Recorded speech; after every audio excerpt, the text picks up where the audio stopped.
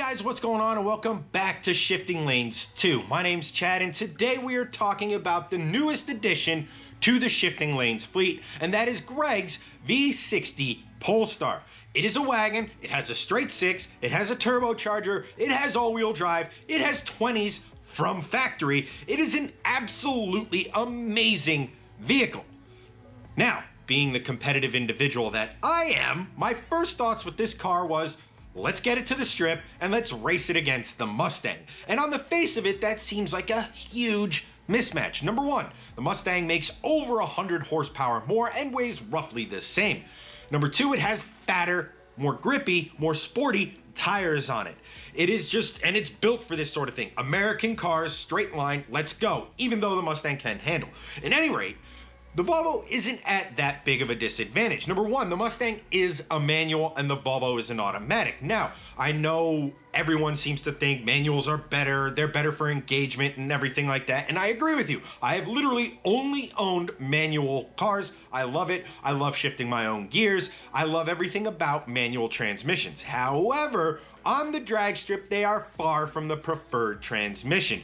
One, even on really good prepped surfaces, it is tricky to launch them. It's not as simple as dumping it at a certain RPM and letting it go. You gotta slip the clutch, you gotta almost accelerate with the clutch, but there's a lot going on and you gotta get it right, otherwise you either bog, you spin, and the car you're racing has a pretty large advantage on you. Meanwhile, the V60, well, it's got all-wheel drive, so it's gonna dig and dig hard. Number two, it's got an automatic transmission, so really we don't have to worry about Greg nuking a clutch again. Really, it has launch control. So all-wheel drive, automatic transmission, launch control. Greg has a computer doing all the stuff that I need to do with my right hand, my left foot, my right foot, and use what minimal brain power I have to make it all kind of work together. It's a really interesting thing because, well, let's face it, if I was more talented, we'd have no contest. The Mustang would win pretty easily. However, I'm still a baby when it comes to drag racing. I want to get better. I'm going to get better. I'm going to head to the track a heck of a lot more this summer. But for right now, I think it's a really good conversation to have. Who would win? Let me know in the comments down below. And while you're down there, smash that like button and hit subscribe with notifications on. That way, you get all the Shifting Lanes 2 content as we release it. At any rate, on to today's video. So, and those wheels, back to those wheels, those silver ones, those are, you said they're 20s and they're 20s. Made by Volvo? Yeah, they're OEM Volvo wheels. Yikes. They are the Polestar wheels that come with the car. Yeah, that is, I mean, that's nuts. Like you said, like a Volvo is a company who makes very safe cars, and they're known for the, releasing the patent on the seatbelt so that every car manufacturer can also put them in their cars.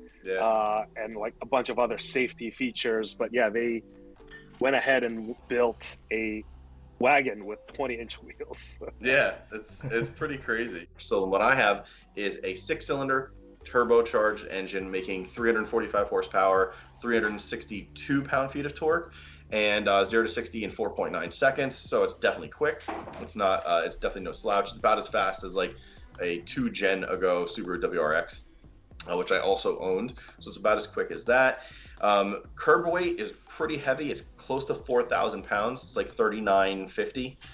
So it's definitely heavy, but again, it's a Volvo. You get all your, safety tech and what have you. Very crash ready. But with all of that, they put it into this package of performance, which is kind of neat. And it's really cool. And actually, a cool tidbit that I just found out that I'm going to put in a future video is Volvo actually owned the Nürburgring lap time for sedans for a very short period of time with the S60 version of this car, and they never told anybody, which I thought was really cool. That's very Volvo of them. It's exactly. It's the most Volvo thing I've ever heard. It's like, we broke this record, but meh, we're good. We're waiting for one YouTuber to unveil that fact to their audience, and that moment is now. Now, I have to go back to that engine because it's an inline 6. Yeah. Inline 6, and it's transversely mounted. Yes, so it's not an inline like you would get in like your 2JZ or like typical like Barrett engines or whatever. It's transverse mounted, so it's to the side.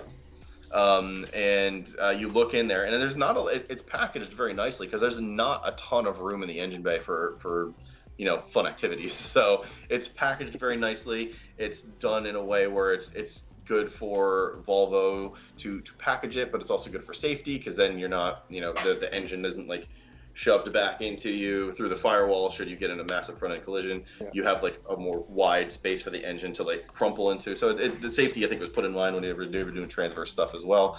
But yeah, it's an interesting package. I wish I had an engine bay shot that I could show you guys, but we'll maybe bring that up next time, or I'll put it in a future video for you. It's cool. Yeah. So what are your plans for this car? It's just kind of like very macro. Yeah, your typical bolt-ons, downpipe, intake manifold, and maybe an intercooler. I think that's probably going to be it, and then probably a tune from Hilton, and that's pretty much all she wrote. This is my daily, so I'm not going to go bonkers with it, but I'd like to hit maybe 500 or 450 at the crank. I think is very attainable with that kind of stuff. So we'll see where it goes. Cool. As someone with a 500 horsepower car, 500 is like a beautiful place to be with a normal sized car when it comes to horsepower. It's just enough to have that thrust when you're driving and everything like that, but it's also not so much that if you breathe on the throttle, you're looking to break traction. It's such a like between 5 and 6 is like that perfect amount of horsepower, which is why I'm adding 200 horsepower to the Mustang. That makes no sense. What's the total on that now after that 200? What is that? 700 plus. Yeah, so 5 to 600 is the perfect amount, but no. I can't help myself, man. I've always wanted a mega powerful car. I mean, 700 plus is, I don't want to say common now, but it's like the Hellcat kind of was like, hey, here's the horsepower you could have, and we can street it, and we're insane. And now everybody's like, yeah, I can do that. And I'm not joking. I think one of these streams I'm going to actually stream in front of the literal pile of parts that are coming for that thing. But what I really want to do before any of that stuff is quite the amount of parts. Oh, it's pretty. I mean, it's taller than I am if I stack it right. But what I really want to do is I want to take that and this thing at the track because yes, weight similar, power I have a huge advantage. Well, over 100 horsepower at the crank, but you have all-wheel drive, launch control, and only 2 pedals. Yep. Yeah. So it's an automatic. I think 6-speed. I want to get them on the track. It would require so much more driving skill coming from you, Chad, to be able to go faster around the track than Greg. So I agree with that because of the manual. Because when you get on track, like we've all done track driving before, like through press associations and stuff. When you get on track, it's a lot more to like kind of figure out. Honestly, like you're doing the heel toes down, you're trying to figure out apexes. Whereas like with an automatic, which just paddle shifters, like you kind of just point and go. It's more video game in that respect. So we've all played like Gran Turismo or whatever with like wheels and paddles and stuff. It's so much more like that, and you do have so much more to like put into the actual driving aspect as opposed to like what every appendage is trying to do at the same time. So I don't disagree with that. Well, I was just going to say that I think putting traction down, I guess it really depends on the track layout, but trying to get all that power down, I think you could really just utilize that to its fullest on the straightaways. And like when it comes down to, the curvy stuff, like weight transfer, you're going to have to be much more methodical with the placement of the car. And, when you still have tread left, when you're not like, spinning in like third, that's when you really need all that tread. Mm-hmm. Yeah. But anyway, that's something I'm looking forward to. Battle between you guys because I know that I'm going to be dead last in the horsepower race because for everyone out there, I own a 2020 Veloster N. It is probably the best performance bang for your buck for around $30,000. About like 2 years ago, I think you basically just bought the best car you could buy with your money, and it's so much fun to drive. It's front wheel drive. It's light. The exhaust sounds so crazy, and the suspension, you could just change it from like normal to like ultra stiff, and it's such a raw car. I have so much fun driving that thing. Yeah. But yeah, in terms of horsepower, I'm nowhere near where you and Chad are. Yeah, but you're like you said, that car's about driving feel, not horsepower. So the Polestar that you have isn't really like the Polestar that is available to buy now, right? Because correct. So Polestar was like the performance. Can you fill us in on that? Like that's the performance brand before, and what is it now? So it's very complicated in that it's had many hats in the last like 5-10 years. So originally it was a race team that was Volvo's race department essentially. Then they brought them on to be their M division or their AMG division essentially. And what Volvo's goal was to make cars like this initially. Like, oh, we'll take our normal S60, our V60 or what have you, and then make them Polestarized. And then you get these like cool cars, sort of like how the R was, you know, back when the V70s were around and the S60s were around. But right after that, they decided to go into this new direction. Obviously, they had new ownership from Geely, I'm not sure how to pronounce it, but the Chinese company that basically came in and bought them, but was just like, here's a wad of cash, you guys do what you want to do. And they kind of left them alone. Volvo's been designing, doing their own thing, and then they made it into this, you know, still enthusiast sort of division, but they weren't going to go full M or full AMG with it.